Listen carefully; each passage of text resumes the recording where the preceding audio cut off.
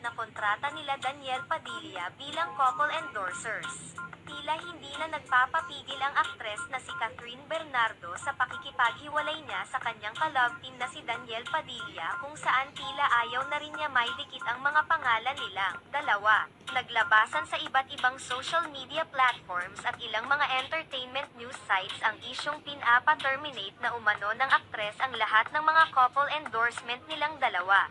Tila umiiwas na umano ngayon ang aktres na muling makatrabaho si Daniel Padilla at muling may ugnay ang kanilang mga pangalan. Hindi na umano matanggap at mapapatawad pa ngayon ni Catherine Bernardo ang aktor na si Daniel Padilla dahil sa ilang beses na panloloko nito sa kanya sa kabila ng matagal na nilang relasyon at pinagsamahan. Galit na umano ngayon ang aktres dahil maging ang kanilang pinagsososyuhang negosyo ay nais na rin niyang buwagin. Nais na ring buwagin ni Catherine Bernardo at ipinapa-terminate na niya ang mga kontrata nila ni Daniel Padilla kung saan kinuha sila bilang celebrity couple endorser. Pinapadali pa umano ito ngayon ni Catherine upang hindi na sila muling magkakasama pang muli. Umanong namamagitan sa kanila ng aktor. Samantala, tila hindi naman umano magkakaroon ng problema si Catherine Bernardo sa pagpapaterminate ng kontrata dahil nakasaad naman umano sa pinirmahan nila na maaari rin nilang tapusin ang kanilang kontrata sakaling maghiwalay sila at hindi na totoong mag-couple. Ayon pa sa aming nakalap na impormasyon, kalat na sa mundo ng showbiz ang hiwalayan nilang dalawa. Maging ang malalaking kumpanya na pinag-endorsan nila ay alam na rin ang pagtatapos ni Catherine Bernardo at Daniel Padilla sa kanilang relasyon. Gayunpaman, hindi pa umano tuluyang tini-terminate ng mga kumpanya ang kontrata dahil hindi pa naman harapang nagpunta sa kanila sina Catherine Bernardo at Daniel Padilla. Narito naman ang ilang mga komento ng mga netizens.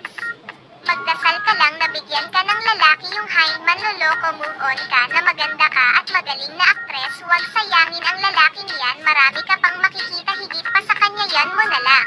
Hindi lang siya ang lalaki sa mundo, magpataba ka, magnobena ka.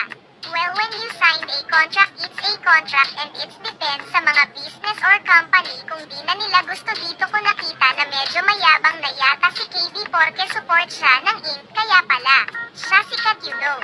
At kung di din gawa ni Daniel, hindi rin siya sisikat kasi wala naman siyang skills ni sumayaw o kumanta at di naman mahusay sa acting. She's supposed to bigay respect sa mga kumuha sa kanila na endorse their product. FYIA, kung hindi gawa nila Charo Santos at Malo Santos ay di naman sisikat ang love team nila. They were given lots of big and beautiful projects left and right with famous na mga artista.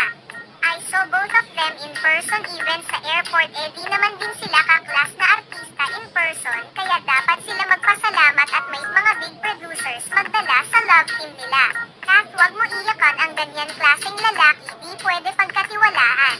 Ito naman si Andrea, alam niya taken na si Daniel, pinatulan paahas talaga.